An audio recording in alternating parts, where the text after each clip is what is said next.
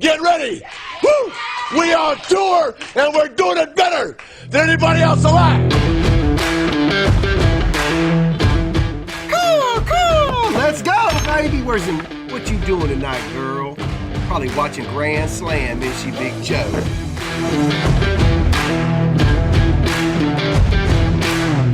Holy shit. There you go. Holy shit. Wow. Yo, Clint. I'm gonna need a magnetic. 180.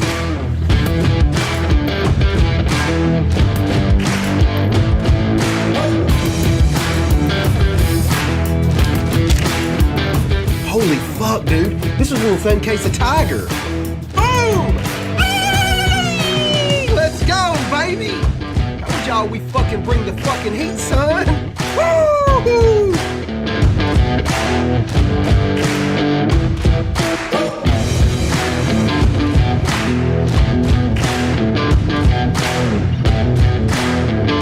Oh shit! There it is! Oh my god! The fucking bomb! Get some, motherfucker! Let's go! Let's go! Let's go!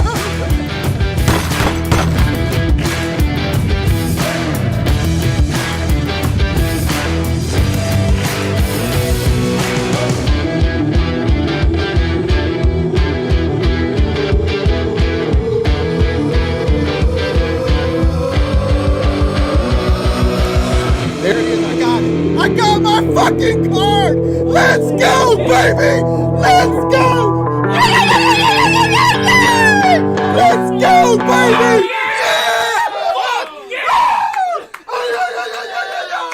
Yes, baby! Told you we could do it! Let's go, baby! What up? Sunday, baby! Who day? Let's go! What an experience. What an experience, man. That was awesome. I don't know. We were in the box next to the Bengals owners. You want to talk about a weird bunch. That was a weird bunch. Funniest thing I may have ever seen was the Bengals owners at the end of the game. I kid you not, I'm walking out of my suite that we're sharing with some people, and they're carting out the 10 or 12 free Titans blankets that they have for guests, you know, and I'm thinking, what the fuck are these 70-year-old geezers going to do with 10 or 12 Titan blankets? And I mean, I hope maybe they gave them to homeless people or something. I don't know. I don't know if I'll ever get that picture out of my mind, just because, I mean, these are like billionaires. They were an odd group. I mean, it was wild. That place was wild, and they just sitting over there like church was in session. But anyway, hopefully they'll get some offensive linemen. Maybe call somebody that was born this side of World War I, and can maybe select some offensive linemen. But the kicker pick was solid, fellas. Keep it up, Omar. Omar, that's like Omar's granddad was in that box. What I want to talk to you guys about is experiences. And because the last, I think everybody's been able to follow along as we went. And there was a time where, I had several hundred Kobe's autographs that had tremendous, sentimental value to me. My plan was to never sell those cards, right? Well, I obviously never dreamed that they would get that high. And when they get that high, you have to stop and think. And I think that's where I want you guys the reason I want to talk about this is I think there's a lot of you guys in this situation. Maybe it's a Jordan or whatever it is. And you kind of lock up because you don't know, well, what should I do with that? And I feel like I always want to speak on things that I actually have experience in. I'm not going to go tell you how to be a preacher. I'm not going to go tell you how to be a lawyer. But this is something that I've experienced both sides of it, and I want to explain the pros and cons. And I think, me personally, the most valuable thing on earth is time. It's not money. If you can turn money into time, it's like that money's supercharged. And that's why, like, you'll see the very, very wealthy, they have a private plane. It's not because they want to, it's because they're turning money into time.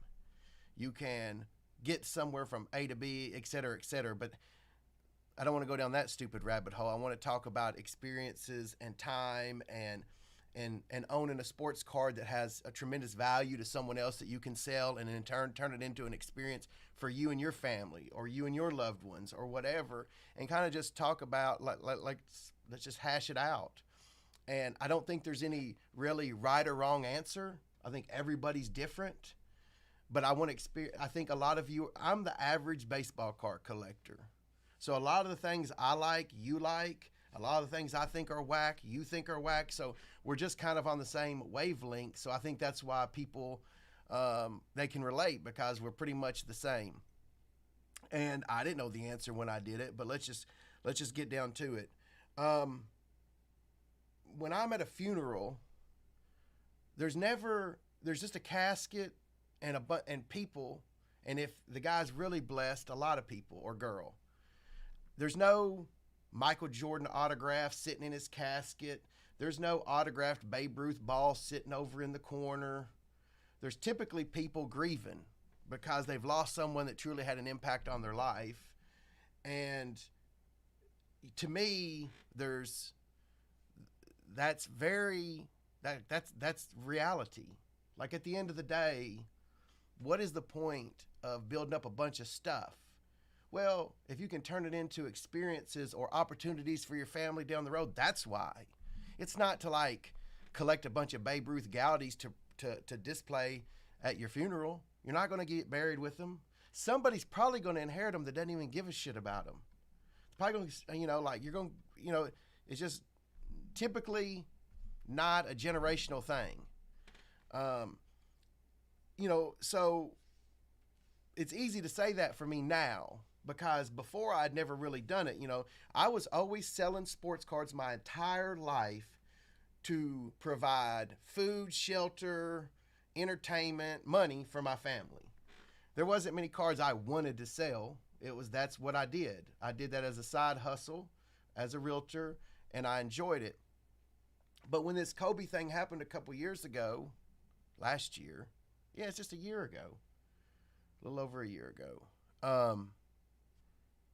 there were opportunities that came along where you're talking about, and the reason I'm speaking on this isn't some just fucking, I got lucky, me personally, and this happened to me. That's bullshit. In the last year, if you were watching this show and you bought anything at any time, we're talking Glenn, Robbie, you name it, like Rachel, Barker, Beeswanger. It goes. I could name 100 people that I'm talking to that have had this opportunity and either taken it or hadn't. It's up to them. But let's say you buy a LeBron James Topps Chrome Rookie PSA 10 for $2,000 or $3,000. You love the card. You bought it because you wanted to keep it forever. That's your mentality. You're not buying it to flip or whatever. But the card goes up to some astronomical number, 40 racks. Do you know how many lives you can impact with $40,000? It is a piece of cardboard at the end of the day.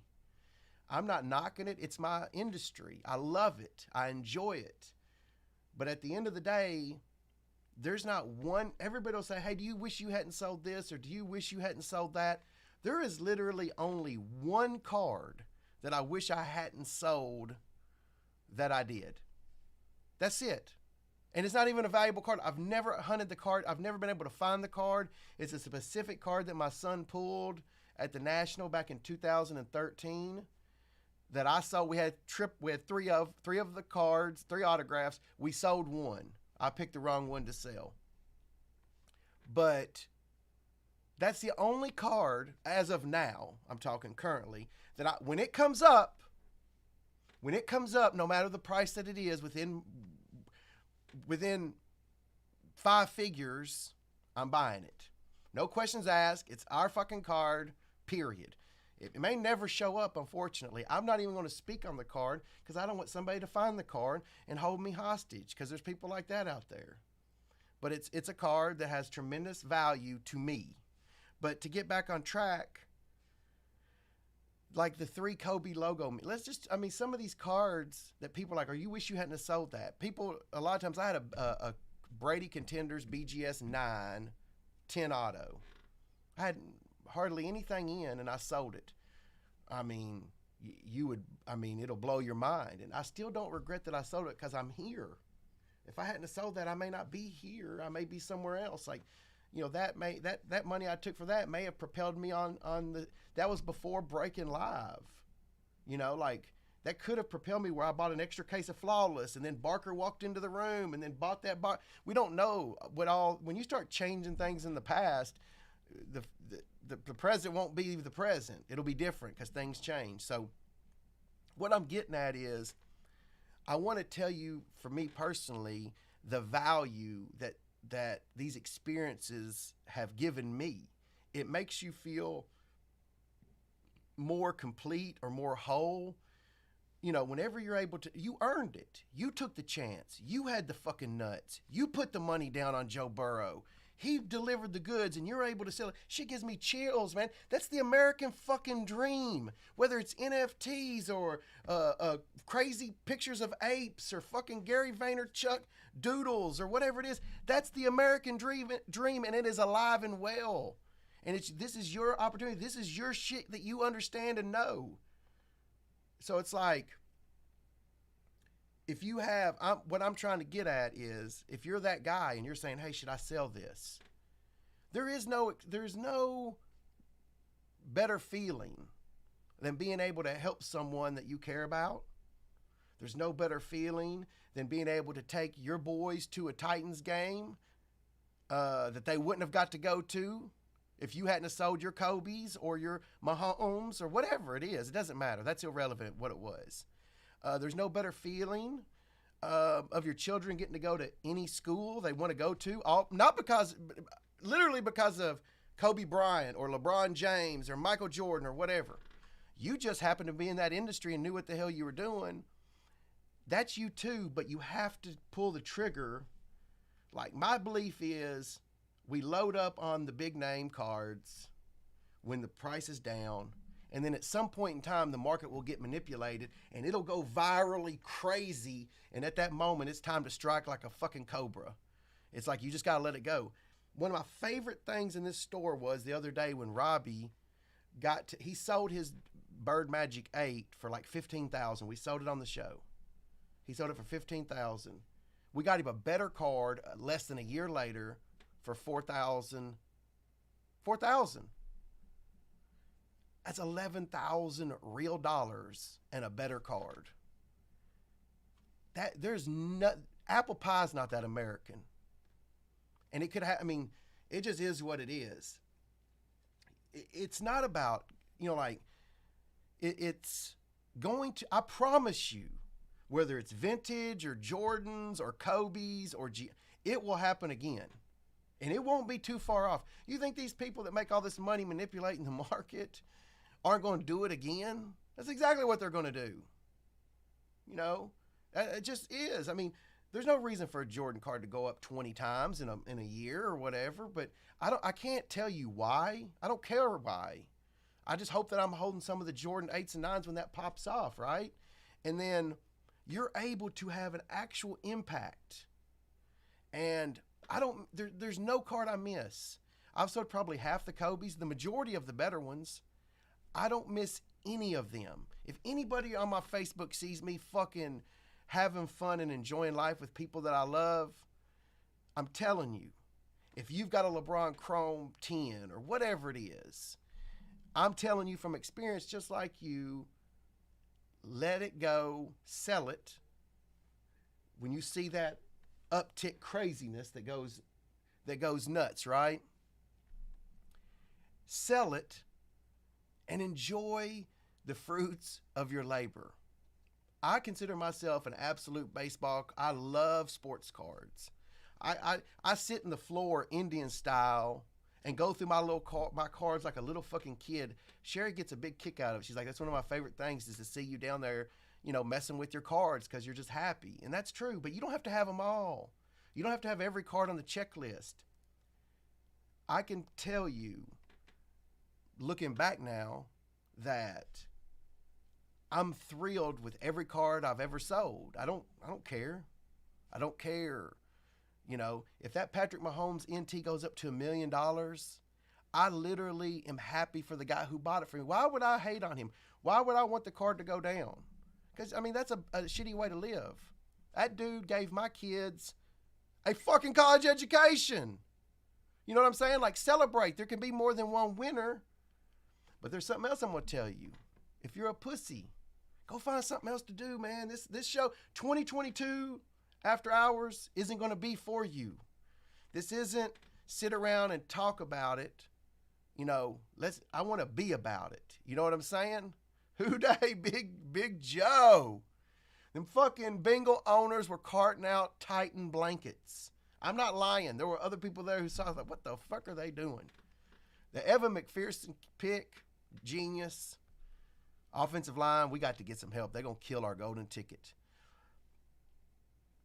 So if there's that card in your collection, or you've been holding on to a card and blah, blah, blah, and it's big, I'm talking, you know, 3,000-4,000. You go sell a card and you take your little kids to Disney World. I think a fool would look at that after the fact and go, oh man, I gave up my Jordan. I think a wise man says, I got to have a wonderful experience with my kids that they wouldn't have got to have without me. You go around carrying around some fucking weight like that saying it was because of my nuts, because I was willing to put it on the line. And of course, it's all God's anyway, folks. I'm not trying to act like if you go take your kids to Disney World, you the fucking man, you know, we're the men and all this shit. But damn, man, you took the risks. It paid. Cash your ticket in. I think that's another slogan I need to have for a bunch of our customers. Cash your ticket. What are you sitting around with all these cardboard pictures for when you can sell them for tens of thousands of dollars sometimes? It's crazy. Like, just stop and think. Don't just, like, it's fear. Most of it is fear. Like, I wouldn't sell a card because of fear of loss. Like, oh, this card's going to keep going up. I'm telling you, I've been in this since I was knee high. Cards are not always going to go up. They will go up and down. Mantles, Jordan, everything. What I'm saying is, and I'm not even saying buy the dip. That's some bullshit, you know, like no. I'm saying if you can go back and look, and a Jordan rookie was $75,000 a year ago, and it's $20,000. That's not a dip. That's a fucking crater.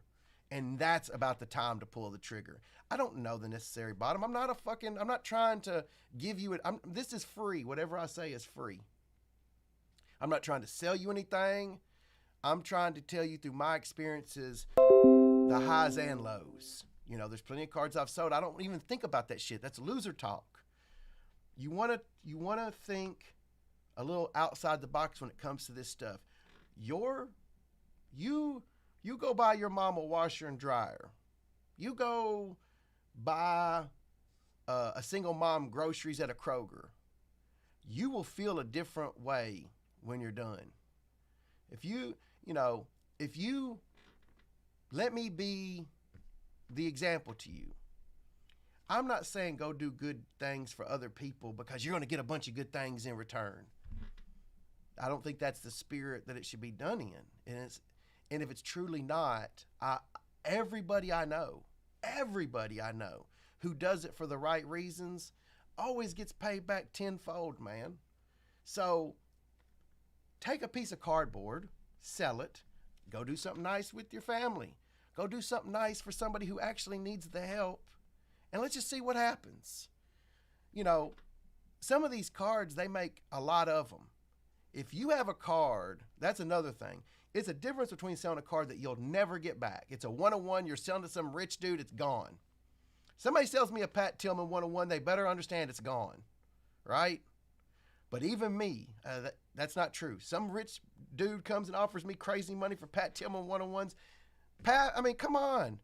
You know, it's just a piece of cardboard. I love Pat Tillman. I'm always going to love his spirit, but damn, man, some crazy asshole offers me 100 racks for a Pat Tillman Downtown Gold vinyl. It's Adios Downtown Gold vinyl.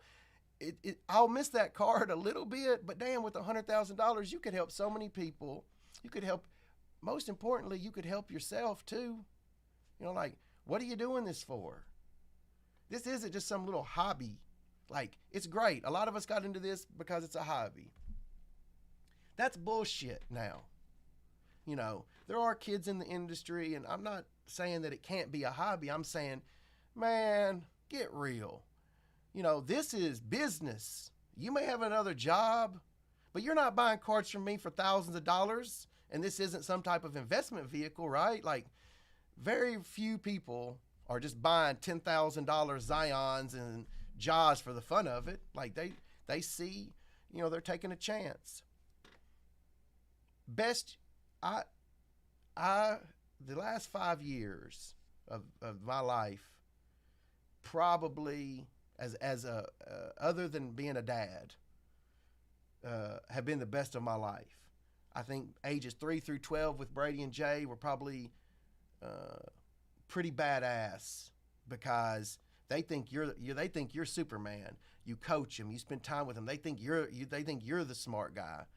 Those 9 years are the best as a parent for me. But these last 5 years as a human being, being able to get them what they need or what they want, all because, man, I'd have been completely happy running this store, making minimum wage. It's true. I mean, you can ask anybody I know. Don't get caught with the bag. You know, some of these people are going to get the garbage can dropped on their head, you know, with some of this stuff. You know, I'll have friends that, well, I shouldn't call them friends. Some of them are card acquaintances. They'll have millions of dollars in baseball cards, right? I mean, I see it on their Instagram and stuff. I mean, I'm assuming it's let's say $1 million. They'll want to buy a John F. Kennedy cup from me and not have the $15,000 to pay. They'll be like, oh, my PayPal funds clear on Friday. Man, don't put all your money in sports cards, man. I think that's one of the most foolish things you could do when these prices, yeah, it is our year. We're going all the way, baby. When you don't put all your eggs in any basket, crypto, pictures of monkeys, baseball cards, at some time, man, cash your ticket. That, I think, is the most fun for me, just me personally. And, I mean, I've sold Joe Burrow National Treasures RPA this year. I've sold some biggies. I had Josh. These are the three I had: Josh Allen, Burrow, Herbert, and Mahomes. Three of the mofos are still in the playoffs, just cranking it out. And Justin Herbert should have been in if his coach wasn't a moron. So, you know, it's one of those things where, you know, the only time I think about it is now. Like when we start hashing it out, I'm like, ooh, that Burrow's probably 80, 90,000. Man, so fucking what? You know, somebody I loved got something nice out of that deal. I promise you that. I think that's I do not like Tampa Bay today. I think the Rams are going to win today with ease. That's just me. That's the moral of the story. That's all I really want to say is don't forget to cash the ticket, secure the bag, pay your fucking taxes too. That's something else I'm telling you in this industry. That's something I'm going to tell y'all this straight up. The only reason I'm able to spit facts and tell the truth is because I pay the man. In our industry, there'll be probably 90%, maybe more, that don't pay their taxes. And I'm telling you, there's going to be some goofball that didn't. And then they're going to interview him, and he's going to give a list of 100 breakers. And then it's just going to cascade down, right? And man, there's going to be people go to. I want somebody to fucking save this, what I'm about to say. In the next 5 years, there will be somebody from our industry put behind bars for tax evasion. There's no doubt in my mind. If you sell a card for $250,000 through Golden Auction and you don't pay your taxes, that's a risk you run. I'm telling you, just pay the fucking man. It's bullshit. It sucks. But just my advice to you is just do it. It sucks. Most people don't. That's something else. If you're part-time in this and you sell a card, hey man, they can't keep up with all your losses that you've had, all the boxes you've broke. You know what I mean? Like, that's not really fair to make some guy who gets a $40,000 windfall that's opened cards for the last 20 years and he spent $200,000. To me, if I'm like, you don't owe shit. They still owe you. But if you buy a card for $1,000 at the card show and it's worth $250,000 or whatever, be careful. I don't want to get too much into that because I fucking hate talking about fucking IRS anyway, but they'll get in your ass. Everybody have a great day. It's going to be a great day for games. We're excited. I'm going to go see Omar. He's getting stronger every day. Secure the bag. Cash your ticket. Do that shit. Sell something that's valuable to you, and then go take your little girl to Disney World and check out her smile on her face when she's in her little princess dress, hanging out with Cinderella in her castle, and send me a message and say, man, I took your advice, Nate. That shit filled my heart with love. You fuck with somebody with balls and that's got a full heart, he's trouble. That guy will handle his business. Fill your heart up, folks. Holla at your boy. Y'all have a great day. Hoo day, baby. Let's